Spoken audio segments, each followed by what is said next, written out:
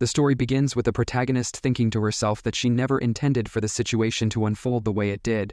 When she opens her eyes, she is shocked to find a man sleeping nearby, which causes her to question what is happening. She wonders if she really fell asleep there and berates herself, thinking that she must be crazy. Realizing that this isn't the time to dwell on it, she notices that the man is still asleep, so she decides to quietly sneak out. However, her plan fails when the man suddenly wakes up. He asks her what she is doing at that moment, catching her off guard. The female lead then introduces herself, stating that her name is Verona. She explains that this isn't her real name but the name of the character she has possessed in this world. Verona reflects on the fact that she is now living in the world of the novel The Duke's Lady, and hints that there is more to the story leading up to this point. The novel The Duke's Lady is a romance fantasy centered around the female lead and the Duke of the Empire. 10 years ago, the protagonist found herself waking up as Verona, the princess of the kingdom called Waterfall. She recalled that Waterfall, a small kingdom known for its connection to water, was destined to be conquered by the Empire, making Verona a seemingly insignificant extra character in the story. There was an old legend that the royal family of Waterfall had inherited the blood of mermaids through the blessing of a god, though no one in the kingdom actually believed this tale. The detail had seemed so trivial that the protagonist didn't even remember it while reading the novel, until the moment she began transforming into a mermaid. In the royal family of Waterfall, daughters were considered very precious, as not every girl transformed, and males never underwent the mermaid transformation. Upon her birth, Verona's father had a strong intuition that she would manifest extraordinary powers. Now Verona possesses the ability to travel anywhere there is water, control famine and abundance through the power of the moon and the sea, and even sense natural disasters in advance, making her practically the hope of Waterfall. Her father, who cherished her deeply, often expressed his pride in her, a warmth she had never experienced from her family in her previous life. Thanks to his love and support, Verona decided to abandon her former carefree attitude and resolved to survive with all her strength. To protect Waterfall, Verona realized that she needed to solve a pressing issue. In the original novel, the tyrant emperor, who was the secondary male lead, declared war on the kingdom of Waterfall after being rejected by the female lead. His act of spite led to Waterfall's tragic downfall. As the small kingdom lacked the means to defend itself, Verona knew she couldn't let that happen. Determined to safeguard Waterfall, she recognized the importance of utilizing the mermaid abilities of the royal family. If they could harness this power fully, their chances of overcoming the impending crisis would increase. However, with only her sick father and herself left, the situation was unstable. It became clear to her that the future of Waterfall required at least one more member of the royal family, meaning she needed to produce an heir. With her mind made up, an opportunity soon presented itself. News of a banquet being held in Florence, a foreign country and the novel's main setting, reached her. Though slightly concerned, Verona saw this as her chance. Since the banquet was hosted by a rural noble, she knew she could easily conceal her identity and attend. Her goal was simple: to find someone for just one night to ensure she had an heir. Confident in her ability to seduce someone, she prepared herself for the task ahead. At the banquet, Verona acted on her plan, asking a man to help her loosen her clothing due to the heat. He seemed surprised by her boldness but intrigued. She suggested they move to a darker place, and after a brief exchange, it was clear that he was willing to continue. Although Verona was assertive, when the moment came, she admitted to feeling a bit scared. The man reassured her, giving her a chance to back out, but she urged him to continue as planned. Despite her original intention of leaving immediately after everything was finished, her emotions began to complicate things. In the present time, the man asks Verona what she is doing, to which she hesitates and tries to come up with an excuse. She thinks to herself that she had used up all her strength and ended up falling asleep. She quickly adds that she was planning to wash up, surprising the man. When he hears this, he suddenly lifts her into his arms, shocking her.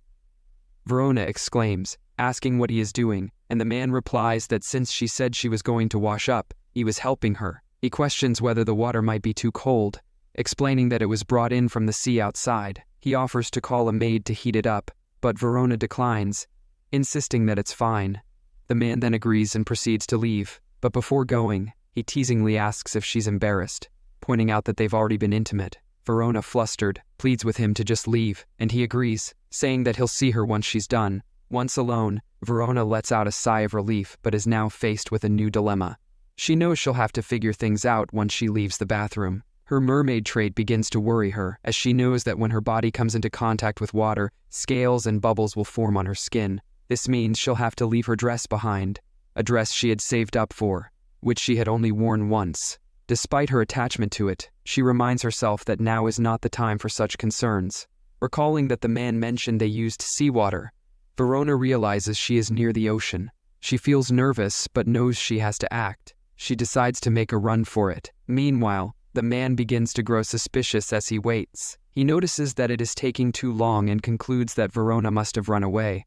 However, with a confident smirk, he muses that she cannot escape from him anymore. From now on, he will never let her go. In the next scene, Verona reflects on the mistake she had made, feeling frustrated with herself. She recalls her previous life, where she had been a swimmer. She had started swimming because of her love for being in the water, but despite her efforts, she never achieved the results she had hoped for. Eventually, her father forced her to quit, believing there was no point in continuing. When her dreams began to crumble, her life unexpectedly ended in an accident. Somehow, after that, she found herself reborn as Verona Waterfall, a character from the novel The Duke's Lady, which she used to read as a hobby. Though Verona was merely an extra in the story, this new life was exactly what she had always dreamed of. She had a warm family that supported and loved her unconditionally, a world filled with love and kindness. But her happiness was short-lived. Verona soon remembered that, as an extra, she wasn't destined for a happy ending. She realized that this was not just a new life for her. It was a novel world designed for the protagonist. Her father, the castle family, and the people of Waterfall, they were all fated to face cruel suffering. Determined to prevent this fate, Verona resolved deep within herself that she would change the destiny of Waterfall. She knew how important it was, and this made her regret not being more cautious and careful in her actions. Verona thinks about how, as a princess from another country, she had secretly attended a ball while hiding her identity. She wonders if it could cause trouble if her true identity is discovered. However, since no one knows her name or origin, she reassures herself that her identity likely remains concealed, and perhaps no one will care. After all, who still looks for a one-night stand partner in this day and age? But there was one.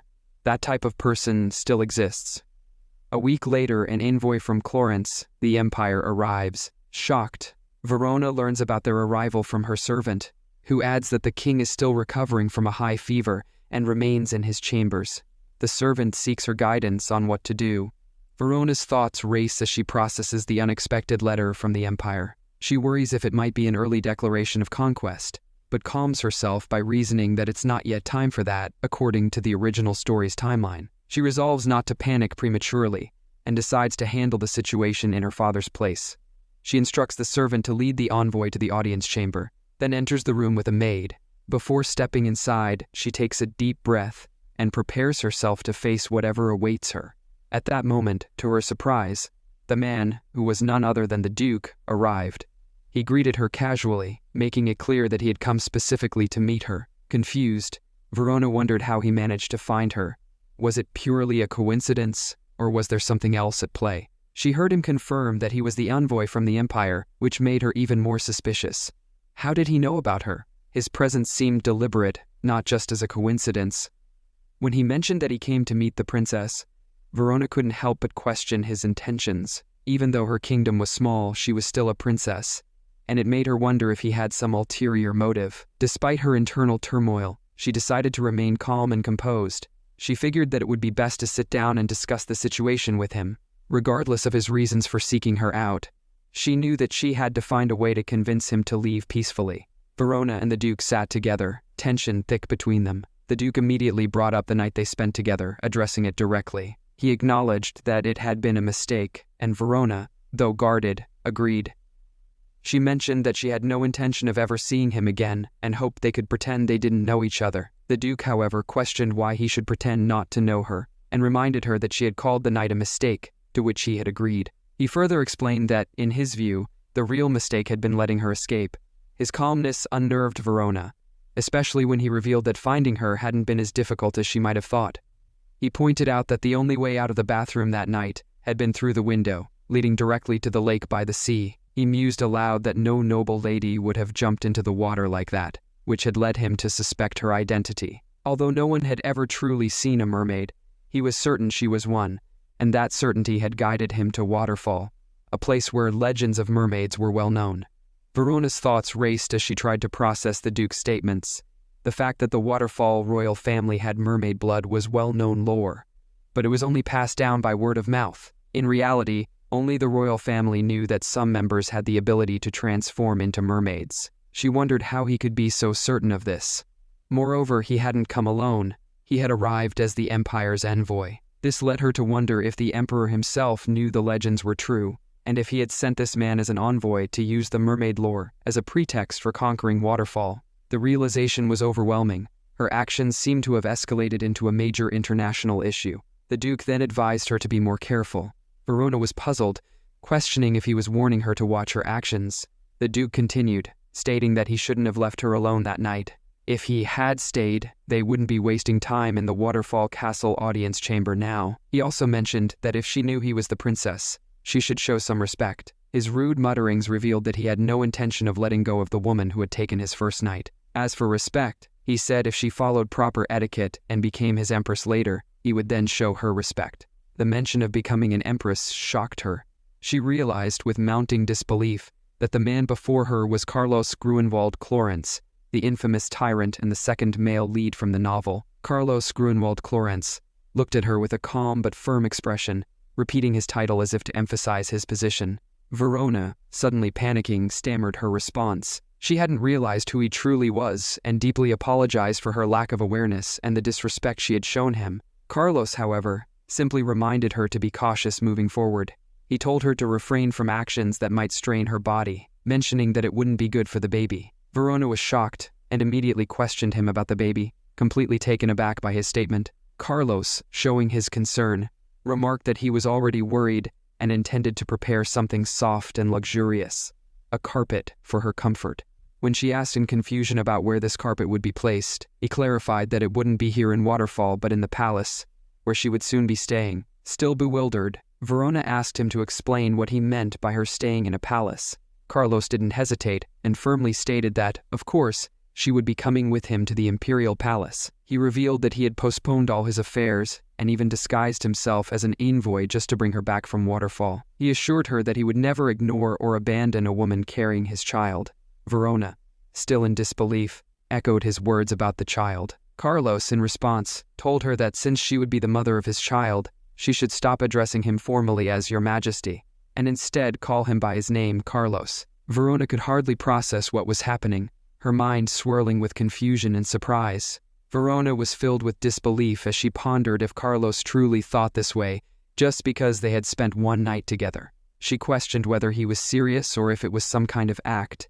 Trying to gather her thoughts, she addressed him, beginning with his title but quickly correcting herself. She informed him that there was something he had misunderstood.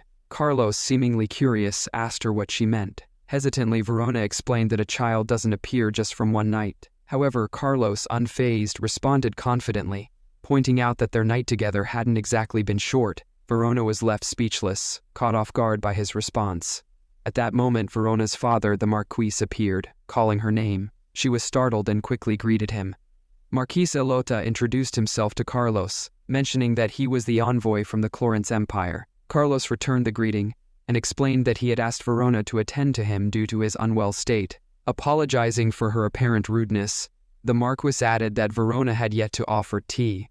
In an attempt to deflect, Verona responded sarcastically, claiming that she had been so engrossed in their conversation that she had forgotten about the tea. Her father, intrigued, asked what exactly they had been discussing. Carlos seemed ready to share, which caused Verona to panic. She quickly interrupted, asking her father if she could show the Marquis around the surroundings. Her father, though slightly hesitant, agreed. Carlos then asked if the princess could guide him, to which her father agreed, adding that they should return in time for dinner together. Before leaving, Carlos assured the Marquis that they wouldn't depart without sharing a meal. Afterward, Verona addressed him as Your Majesty, expressing her confusion over his behavior. Carlos reminded her to call him by his name instead. She complied, but with growing unease, she confessed that as a mere princess from a small kingdom, she must have offended him, pleading with him to stop this charade. Internally, Verona was terrified. She vividly recalled how, in the original story, after Clorence had conquered Waterfall, Carlos had her father walk on jagged sea stones until his feet bled. He had also ordered Verona's tongue to be cut off and tortured her until her last breath. She couldn't help but wonder if Carlos had come seeking revenge, thinking she had mocked him that night. Or perhaps it was just a misunderstanding. Either way, she knew that if she didn't clear things up, this misunderstanding could lead to a far worse fate. Verona then cautiously pointed out that only 7 days had passed since their night together, so it was impossible to know whether she was pregnant. She assured him that if he sought any form of compensation, he should direct it solely toward her. Carlos, unfazed, reiterated that he had no intention of letting go of the woman who had shared her first night with him. He insisted that he would take her back to the Clorence imperial palace along with their supposed child. Surprised and frustrated, Verona thought to herself that reasoning with him was futile. Carlos, appearing content with the conversation, expressed his desire to see the scenery of waterfall that she had mentioned earlier. He pointed out that once she was in Clorence, she wouldn't see it often, so she should enjoy it while she could. Resigned, Verona asked him to follow her, and they proceeded together. As they sat together for a meal, Verona couldn't shake the thoughts racing through her mind. She knew exactly what her father was thinking and felt the pressure building. Her father, addressing the Marquis, expressed his regret that he was leaving after such a short time. Carlos agreed, remarking that had he known how beautiful waterfall scenery was, he would have stayed longer. Verona's father, eager to establish relations between the kingdoms, mentioned how it would be nice if Carlos visited more often. Carlos responded affirmatively, saying he would ensure a return visit soon. Verona's father, pleased, added that it seemed his daughter had also enjoyed her time with the Marquis. Internally, Verona felt the situation spiraling further out of control. In the novel, Carlos was often called the iron-blooded emperor, not just for his sadistic tendencies, but also because he rarely listened to anyone. She realized that she needed to find a way to disappear without causing complications once Carlos left. Verona wondered if he had met the female lead yet, knowing his obsessive nature could eventually lead to him falling in love with her, which might provide her with a way out. Lost in thought, Verona was suddenly brought back to reality when Carlos addressed her as Princess Verona. Startled, she apologized for being distracted, explaining that she had simply been thirsty and hadn't hurt him. Carlos, however, immediately advised her to avoid drinking alcohol and ordered a different drink for her, treating her as though she were already pregnant. Verona couldn't believe it. He was acting as if her pregnancy were a certainty. Verona's thoughts raced as she tried to remain calm. She couldn't help but think, Marquis, is there a problem? Please, my father is already sick. We can't be discussing a baby when nothing is certain. She silently urged herself. Don't say anything. Just leave. Carlos seemed unfazed, calmly stating that he had noticed she appeared tired during their walk along the shore, so he thought it best to avoid alcohol. Verona responded with feigned gratitude, thanking him for his consideration. Inside, though, her mind continued to spiral. She understood her father's desire to pair her with a strong man, but not with Carlos. Verona knew she had to stay focused in the midst of this crisis. The only thing on her mind now was getting rid of this man quickly and preparing for her plan. She steeled herself, encouraging her thoughts. You can do it, Verona. Verona informed Carlos that her father wasn't feeling well, and she would see him off in his stead, trying to put on a brave face. Carlos, however, responded with a surprising comment, asking her to inform him after a while. Confused, she hesitated for a moment and asked him to clarify. He told her to decide the wedding date at her convenience, reassuring her that he would take care of everything so she could be at ease. He admitted that the thought of leaving her behind made it difficult for him to even step away. Verona, growing increasingly anxious, urged him to return to his empire, thinking, "Oh no, please return. Who will take care of the empire if not His Majesty?" Carlos casually mentioned that perhaps those with eyes on the throne, particularly the Grand Duke, could manage things in his absence. Verona's mind raced as she connected the dots. By Archduke, does he mean the male protagonist? She remembered that Carlos and the Grand Duke had been rivals since birth, the worst rivals of all time.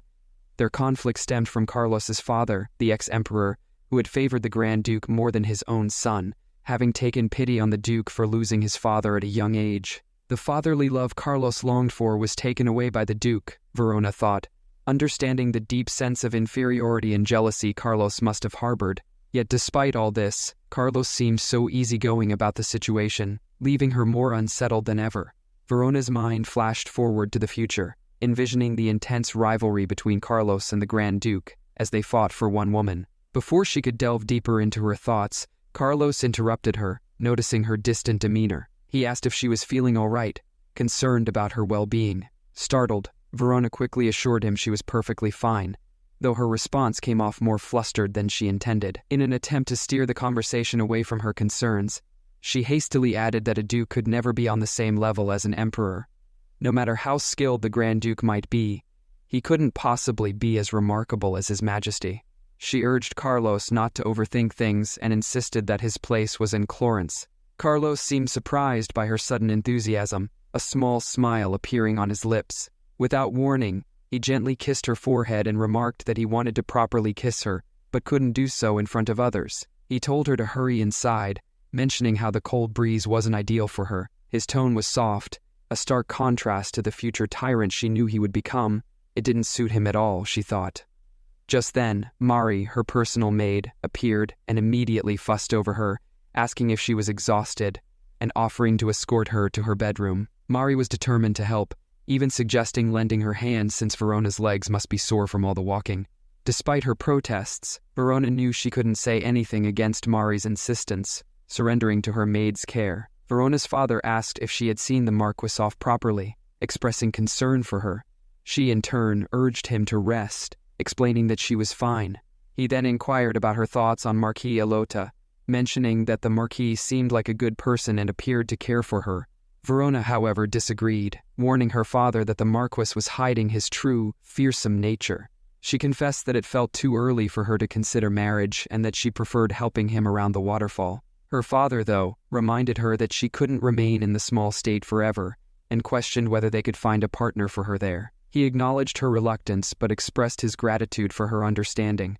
He also voiced his guilt for placing such burdens on her, recognizing that, as a successor, it was her duty to look after the state. Despite this, he couldn't shake the feeling that she had been deprived of opportunities to pursue her own dreams, like other children her age. Verona reassured him, insisting that if her abilities could prevent disasters and improve the lives of the people, she was content with her responsibilities. She urged him not to worry about her, stating that she was genuinely fine. Her father embraced her, clearly moved by her words. Verona thought to herself that she must protect both her father and the waterfall. She realized that if things continued this way, she would inevitably be dragged to Florence. Although the emperor seemed interested in her at the moment, she knew that once the female lead entered the picture and a love triangle ensued, she would become nothing more than a nuisance to him. Getting involved would only make her a target for his wrath, something she desperately wanted to avoid. Deciding it was best to stay quiet and hidden until the emperor forgot about her, she dove under the water, thinking that there was no better place to hide. However, she noticed something strange. The gate was closed. She wondered if the workers had closed it and was taken aback when she spotted what appeared to be blueberries or cranberries. Confused, she couldn't remember planting them there and began to question who could have done it. The castle, which had been secretly constructed as a defense against invasion, now gave her an uneasy feeling. She decided she needed to inspect the area more closely. Suddenly, she was startled by a loud wow and turned to see a beautiful girl staring at her in shock. The girl, clearly surprised, asked if Verona was a mermaid. Verona's thoughts raced as she recognized the girl. Silver hair, purple eyes, and a doll-like face. She realized this was Olivia Meryton, the female protagonist of the novel. Verona recalled that perhaps it was because the author had described the female lead in such vivid detail. If anyone had read The Duke's Woman, they would instantly recognize Olivia. With her shimmering silver hair, mysterious violet eyes, and ethereal beauty, Olivia seemed to declare herself as the heroine without saying a word. However, Verona knew that a pretty face wasn't everything. Olivia was more than just her appearance. She could interpret difficult ancient languages and had a natural talent for nurturing plants and trees. With abilities like hers, Olivia naturally dreamed of success by entering the prestigious Imperial Academy in the capital. But, like any heroine, misfortune and trials were never far behind. Despite her title of nobility, Olivia was born into a poor family, and attending the academy, with its expensive tuition fees, seemed like a distant dream. To make matters worse, a marriage proposal had come from a wealthy old nobleman, further complicating her life. Verona thought to herself that, of course, when misfortune strikes, a Prince Charming usually appears. The male lead, heir to a prestigious family, by sheer coincidence had gone hunting alone. Due to a minor mistake, he fell from a cliff and broke his leg. Just in time, Olivia happened to pass by, and with her kind heart, she even tore her skirt while carefully tending to him. The male lead was deeply touched by her care and promised to repay her. When Olivia asked him to help her attend the academy, the male lead readily became her guardian, fulfilling her dream. Not only that, but he also let her stay at his mansion, which naturally set the stage for romance to bloom between the two. The story seemed to be heading toward a happy ending, until the Emperor, during a visit to the Duke's mansion, became captivated by Olivia. The entire atmosphere shifted, marking the beginning of the heroine's second trial and the onset of her downfall. Verona couldn't help but wonder why she kept getting entangled with these characters and their fates. Olivia excitedly exclaimed her surprise upon seeing a mermaid, asking if Verona could speak. Verona responded that she could, to which Olivia was amazed, saying she couldn't believe she was meeting a mermaid in what she thought was a fairy tale-like castle. Olivia explained that she'd been there before while out for a stroll, and found the place well-maintained, despite appearing abandoned. She admitted it had creeped her out, but now felt lucky after meeting a mermaid. Verona, thinking that Olivia had no idea she actually owned the castle, decided to play along as just a passing mermaid. Olivia continued with her cheerful positivity, calling the place lucky, which Verona found amusing. Then, Olivia hesitantly asked if Verona was busy. Verona, caught off guard, stumbled over her response, saying she wasn't busy. Excitedly, Olivia invited her to join for some bread she had baked, mentioning how lonely she felt eating alone. Verona found it hard to refuse Olivia's offer, especially when she smiled so warmly. She thought to herself that getting a piece of bread shouldn't be such a big deal, and decided that once she ate, she would leave and increase the castle's security to keep it hidden. She casually asked Olivia about the bread she baked, and Olivia enthusiastically replied that she had made blueberry scones. Excited, Verona mentioned that scones were her weakness and agreed to have one. Olivia hurried off to fetch the scones and tea, asking Verona not to go anywhere in the meantime. As Verona waited, she noticed something had made a breaking sound earlier and wondered if she should move it aside. Before she could decide, Olivia returned with the scones and tea, but suddenly hurt herself. Concerned, Olivia asked if Verona was okay, to which Verona quickly assured her that it was just a small cut. Olivia, still worried, insisted on making her forget the pain with some delicious tea. Verona thanked her, noting that the tea wasn't as warm as expected. She wondered if Olivia had been thoughtful enough to consider that mermaids couldn't drink warm things. Verona took a sip, and with a smile, told Olivia it was delicious. Verona took a bite of the scone and exclaimed that it was the best she'd ever tasted. She marveled at how juicy and sweet the blueberries were, and as she savored the flavor, she couldn't help but feel sad that she might not get to eat more of them. Olivia, noticing her expression, tried to cheer her up, offering to bake more scones for her in the future. Verona hesitated, explaining that she had only stopped by and wouldn't be coming back, but Olivia seemed surprised and expressed a desire to see her again. Verona, though touched by Olivia's kindness, explained that she couldn't stay long and asked Olivia to keep her presence a secret. Olivia, curious, asked if she could introduce herself, and when Verona agreed, she revealed her name as Olivia Maraton, the daughter of a viscount who was currently staying at the Grand Duke of Poitres's mansion. Verona, slightly confused, acknowledged Olivia's introduction. Olivia, however, assumed that Verona might not know much about nobility, and reassured her that the Duke would like her. Confused and a bit alarmed, Verona asked what Olivia meant by that, but Olivia simply apologized and promised that she would receive special treatment at the Grand Duke's mansion. She assured Verona that she would take care of her and that she shouldn't worry, advising her to rest well. As Verona listened, she remembered that Olivia's major was herbalism, which explained her interest in taking care of her. Carlos received a report that he would soon have lunch with Grand Duke Poitres. He acknowledged the message and thought about the Grand Duke's desire to discuss troop reinforcements in the border region. Carlos saw this as an opportunity to act swiftly and prepare to greet Verona Rosero Clorence, noting that her royal surname suited her well. The servant, surprised, wondered if Carlos really smiled upon hearing about the luncheon with the Grand Duke. This was unusual since Carlos had been acting strangely since the victory celebration banquet. Carlos instructed his servant, Jess, to start renovations on the inner palace, referring specifically to the Empress's palace. Jess, puzzled, asked for clarification, and Carlos confirmed that the renovations should be done to a standard worthy of the person who would become his consort. Jess was shocked, thinking about the word consort coming from His Majesty's lips. It was a surprise because since the Empress passed away, the Empress's palace had been abandoned for a long time. Carlos confirmed that indeed the palace had been neglected since her passing. He then ordered Jess to have a deep lake dug in the garden and, if possible, to bring in seawater from the North Sea. Jess stammered in agreement and quickly left to carry out the task. Later, as Carlos entered the room, the Grand Duke, already seated, noticed the Emperor smiling, which seemed unusual given the news he had delivered earlier. The Grand Duke, wondering if there was a scheme at play, informed Carlos that the reinforcement of troops at the border region had been ineffective, despite carrying out the Emperor's orders. He suggested that reinforcing the troops seemed like the best course of action. Carlos, with an air of impatience, approved the plan without hesitation, much to the Grand Duke's surprise. The Grand Duke couldn't help but wonder why Carlos was being so cooperative, suspecting something was going on. He then cautiously brought up the fact that Carlos had been visiting the Grand Duke's estate more frequently, hinting that now that the matter of the troops had been resolved, he might have more free time. Carlos, seemingly uninterested, asked what his free time had to do with visiting the Grand Duke's residence. The Grand Duke clarified that it had everything to do with it, since Olivia wished to see him. The Grand Duke slyly smiled, trying to provoke Carlos as he continued.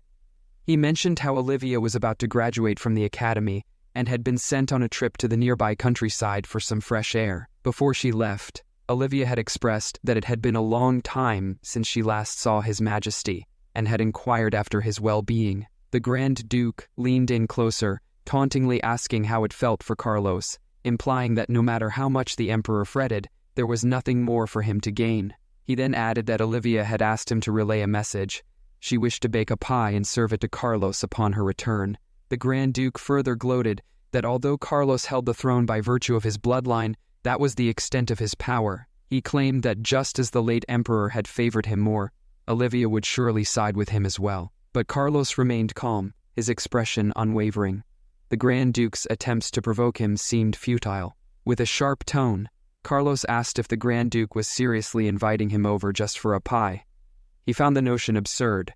Carlos could see through the Grand Duke's taunts and remembered the look in his eyes when he first saw Olivia. Realizing that the Grand Duke's arrogance might be blinding him from the truth, Carlos stormed into the Grand Duke's residence with fury burning in his eyes. He barked orders, demanding to know the whereabouts of the mermaid. Olivia, taken aback by his sudden arrival and intensity, tried to explain. She hesitantly revealed that she had placed the golden-tailed mermaid in the garden lake, unsure why he seemed so enraged. Carlos wasted no time, swiftly making his way to the garden, his anger building with every step. As he approached the lake, his heart sank. There, in a cage, was Verona, the golden-tailed mermaid, imprisoned like a mere spectacle. A knight standing guard tried to intervene, urging Carlos to calm down. But the sight of Verona trapped like that only fueled his anger. Drawing his sword, Carlos's grip tightened as his frustration boiled over. The blade gleamed with the intensity of his wrath, sending everyone nearby into a panicked state. Jess, terrified by the Emperor's unexpected outburst, shouted out, begging him to stop. However, to everyone's surprise, Carlos gently picked Verona up in his arms after cutting the rope tied to her hands. He asked her why she was in such a place, reminding her that he had told her to wait for him. He reassured her that everything was fine now since he was there. Verona, still dazed, found herself in an embarrassing situation and tried to laugh it off. Later, as Carlos fed her soup, he urged her to eat quickly. Verona reflected on what had happened while she was unconscious, how she had been kidnapped by the heroine and trapped in the lake like a fish in a bowl. Though unsure how Carlos found out, she was relieved that he had come to rescue her. Noticing her hesitation with the food, Carlos asked if it wasn't to her taste. She responded that she was simply full, but Carlos insisted that she should still finish it. Verona tried to ease the moment with a laugh, telling him that what she had already eaten was enough. At that moment, Olivia entered the room. Carlos's demeanor shifted instantly. He coldly addressed Lady Meryton, informing her that whatever her intentions had been, they were beyond forgiveness. Olivia acknowledged her wrongdoing and nervously awaited his command. Carlos ordered her to return to the ladies' room immediately, assuring her that a decision regarding her actions would be communicated later. As Olivia left the room, she wondered about the coldness in Carlos's attitude toward her, especially since they seemed to have been already acquainted. She questioned if this was before he had begun to like the heroine, leaving her to reflect on the tangled situation she had become a part of. Carlos asked Verona how she was feeling and if she was okay. He explained that what she had drunk wasn't just tea, but a herb commonly used as a sleeping aid. He mentioned that Lady Meryton believed mermaids were blessed by the gods, and she had taken this reckless action in an attempt to elevate Clarence's name through her. Despite her naivety, Carlos found her dedication somewhat remarkable, though he still found her actions careless. Verona reflected on her own mistake, admitting that she shouldn't have accepted food from a stranger. Carlos sternly reminded her that he had warned her many times to be cautious, especially now that she needed to be mindful for the sake of the child. Verona was annoyed by the mention of the child, but Carlos continued, stating that it would be best to keep her by his side. Shocked, Verona heard Carlos declare that he couldn't leave her behind feeling this anxious, and that she should come with him to the palace. He further mentioned that repairs on the Empress's residence were taking longer than expected, and asked if the workers for the garden repairs had still not arrived. After hearing that the delay would continue, Carlos assured her that there was plenty of room for her to stay in the imperial palace. Verona refused to go to the palace, insisting that she wasn't worried about that and didn't want to leave. She mentioned that if she went to the palace, her father would worry, so she thought it would be better to return home first. However, Carlos was firm, stating that since she carried the heir of the empire, he couldn't leave her alone and risk this happening again. Verona questioned how he could even guarantee a child would be born. Carlos reassured her that he would send a delegation to Waterfall, urging her not to worry and to come with him. Internally, Verona realized the gravity of the situation, with not only the Emperor but also the Grand Duke and Olivia getting entangled in the mess. Knowing it could become unmanageable, she tried to distance herself from it all. Verona then requested to leave tomorrow, explaining that she needed time to prepare herself, since she had never stayed anywhere other than Waterfall Castle. Carlos agreed, telling her to be understanding since she had also accepted his decision. He instructed her to stay put and rest until he came to pick her up the next day. Before leaving, he mentioned that he would warn the Grand Duke to prevent him from acting rashly. Verona expressed her thanks to Carlos. Verona addressed Carlos, trying to remind him of her concerns, but Carlos interrupted her gently, asking her to just call him by his name, as he had mentioned before. With a sigh, Verona reflected on the situation. Despite the Emperor's plan to send a delegation, she realized that it was more of a formality and thought it would be better to inform her father beforehand. She worried about how her frail father would react, imagining the shock he would feel upon learning that his daughter, who had gone on an inspection, had not only gone missing but was suddenly getting married in a foreign country. The idea of him finding out that the other party was the Emperor would only make things worse. Verona knew she needed to see her father before the delegation arrived, and figured she could visit and return before sunrise, giving her enough time to prepare. Later that night, she noticed that the security around the Grand Duke's mansion was lighter than expected, and reasoned that no noble would dare to raid the mansion. Despite having reassured Carlos earlier, she still felt it was best to hurry back. Verona was relieved that Carlos seemed to have returned to the palace, as she couldn't even imagine sneaking out like this if he were still around. Just as she moved forward, she was startled by a voice asking where she was going. To her shock, it was Carlos. She wondered why he hadn't returned to the palace, and questioned why he was still there, completely thrown off by his unexpected presence.